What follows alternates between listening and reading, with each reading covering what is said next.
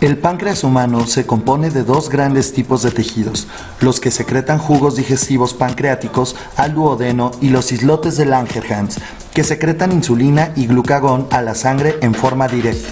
Hay aproximadamente 1 a 2 millones de islotes de Langerhans, cada uno de unos 3 milímetros de diámetro, que vierten hormonas y contienen tres tipos fundamentales de células, alfa, beta y delta. Las células beta representan el 60% de la totalidad de los islotes y secretan insulina y amilina. Las células alfa componen casi el 25% y secretan glucagón, y las delta representan el 10% y secretan somatostatina. Además, existen otros tipos de células, las PP, que secretan péptido pancreático. Históricamente, la insulina se ha asociado al azúcar de la sangre y desde luego, esta hormona ejerce efectos profundos sobre el metabolismo de los hidratos de carbono.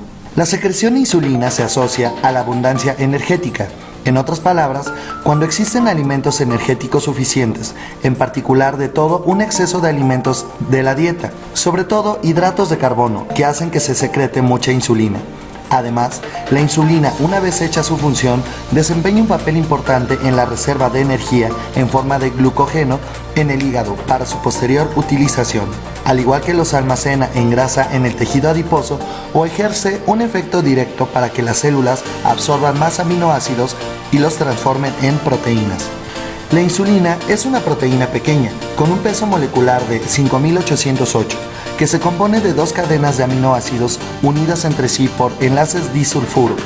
La mayor parte de la insulina liberada a la sangre, no ligada a proteínas plasmáticas, es de unos 6 minutos y desaparece de 10 a 15 minutos.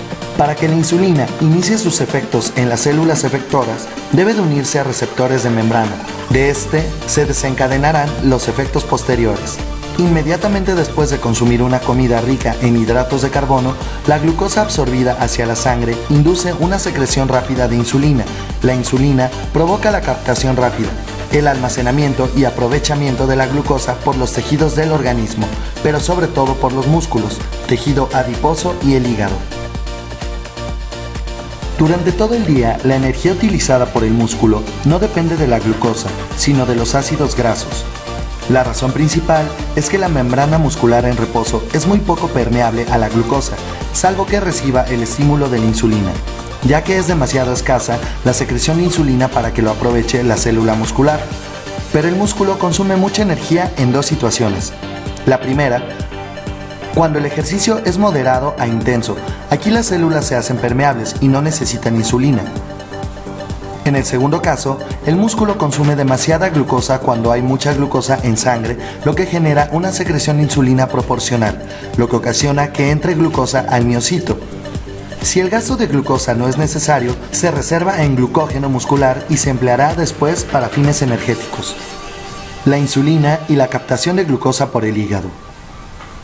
Uno de los efectos más importantes de la insulina es el depósito de glucógeno en el hígado, a partir de casi toda la glucosa absorbida después de una comida. Cuando ya no se dispone de alimento y la glucosa en sangre empieza a descender, la secreción de insulina disminuye y el glucógeno almacenado se transforma en glucosa para liberarse en sangre y restablecer la glicemia. Este proceso se describe de la siguiente manera. 1. El descenso de la glicemia hace que el páncreas reduzca la secreción de insulina. 2.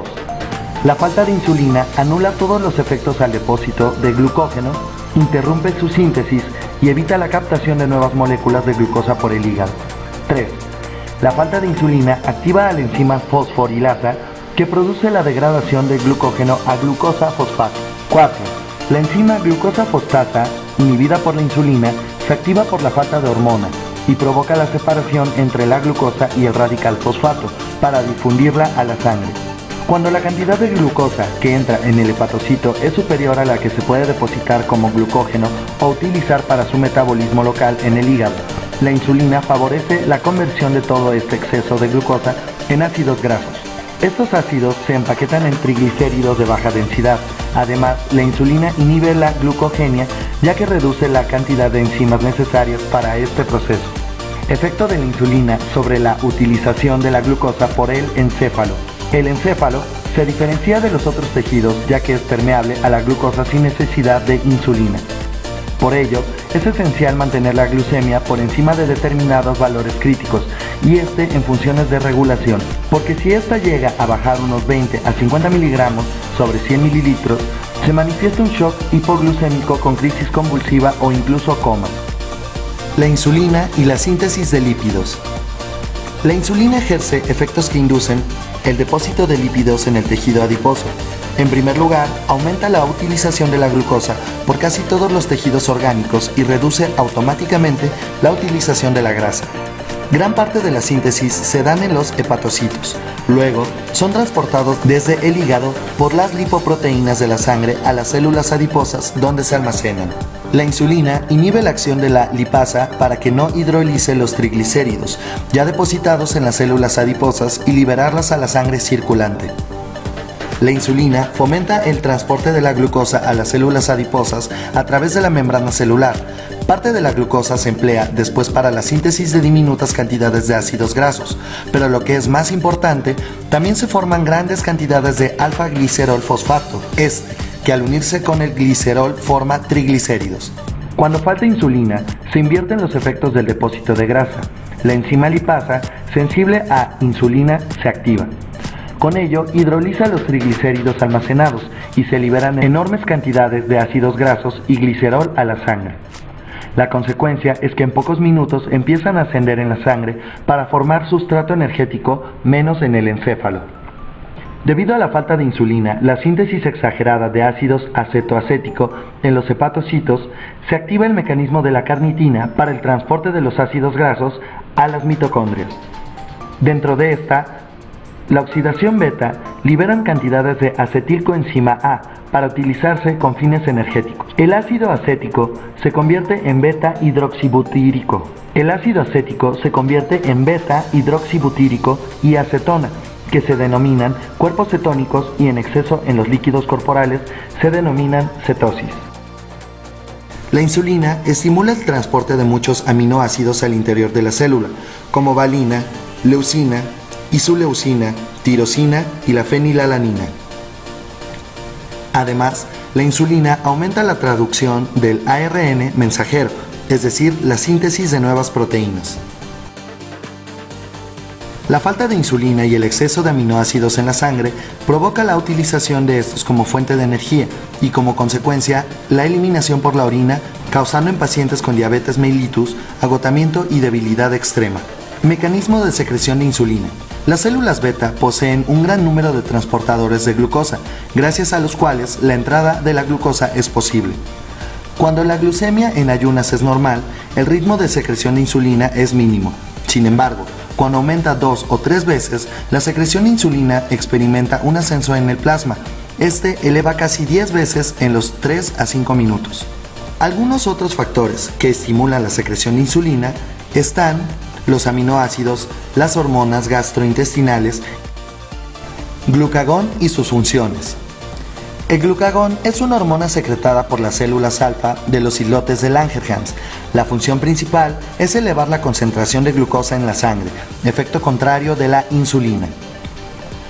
El efecto más espectacular del glucagón consiste en estimular la glucogenólisis hepática. Esto desactiva la adenilato ciclasa de la membrana, lo que determina la síntesis del monofosfato de adenosina cíclico, que activa la proteína reguladora de la proteína sinasa, para activar a la fosforilasa y sinasa, lo que estimula la degradación del glucógeno y libera glucosa.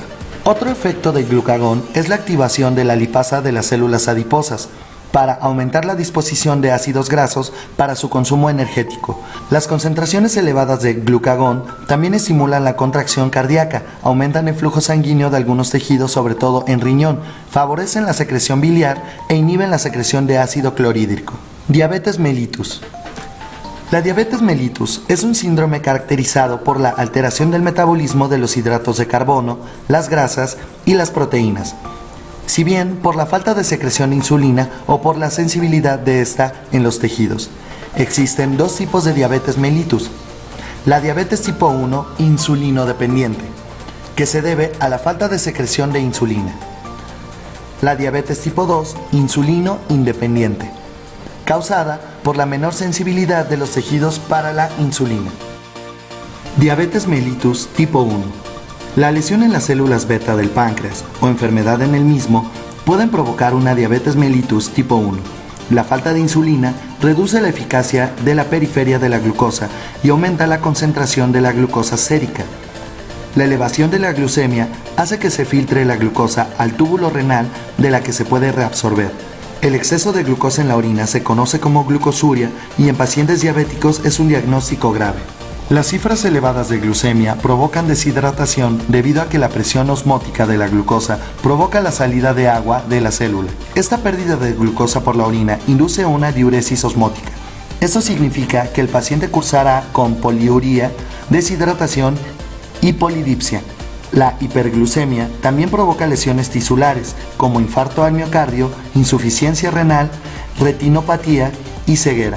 La acidosis metabólica es otro de los problemas que desencadena la diabetes mellitus, ya que se utilizan las grasas ocasionando la oxidación de los ácidos grasos, como resultado cuerpos cetónicos con líquidos corporales.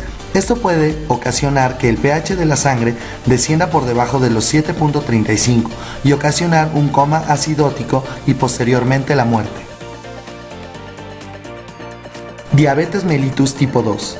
Esta diabetes es mucho más frecuente que la 1, hasta un 90% de los casos, con mayor frecuencia en niños que adultos.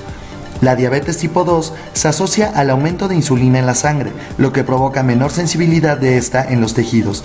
La resistencia a la insulina forma parte de una consecutiva serie de trastornos denominados síndrome metabólico, que se caracteriza por obesidad, hiperglucemia en ayunas, anomalías de los lípidos e hipertensión. Tratamiento de la diabetes. Para diabetes mellitus tipo 1 es necesaria la administración de insulina al enfermo, una dieta balanceada y ejercicio, al igual que la diabetes tipo 2, solo que sin administración de insulina. Medidas de prevención para la diabetes mellitus. Elige alimentos que sean saludables. Evita el consumo de comidas rápidas y refrescos con azúcar. Mantente activo. Si tienes preguntas sobre tu peso, no dudes en preguntar.